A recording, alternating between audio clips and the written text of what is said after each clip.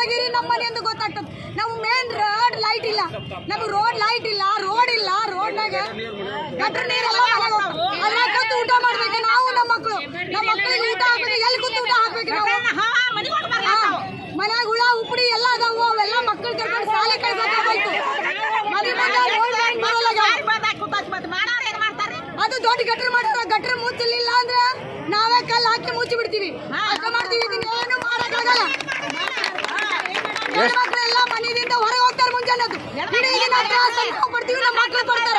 ಎಷ್ಟು ದಿನ ಆಯ್ತು ರೋಡ್ ಇದು 20 ವರ್ಷ 30 ವರ್ಷ ಆಯ್ತ್ರಿ.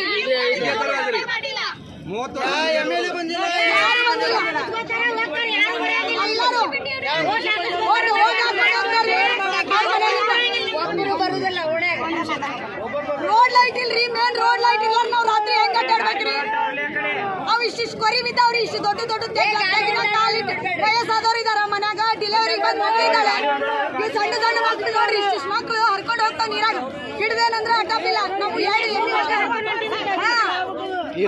ಈ ಮತಕ್ಷೇತ್ರದ ಶಾಸಕರು ಯಾರು ಬಂದಿಲ್ಲ, ಭೇಟಿ ಕೊಟ್ಟಿಲ್ಲ.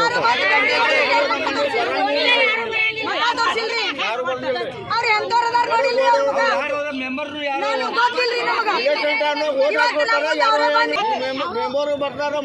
ವೋಟಿಂಗ್ ಕೇಳಕ್ ಬಂದಿದ್ರು, ಅವತ್ತು ಅಟ್ಟ ನೋಡಿಲ್ಲ. ಅವ್ರು ಎಂತವ್ರದಾರು ಗೊತ್ತಿಲ್ಲ. ನಾವೇನ್ ಕರೆಂಟ್ ಬಿಲ್ ತುಂಬುದಿಲ್ಲ,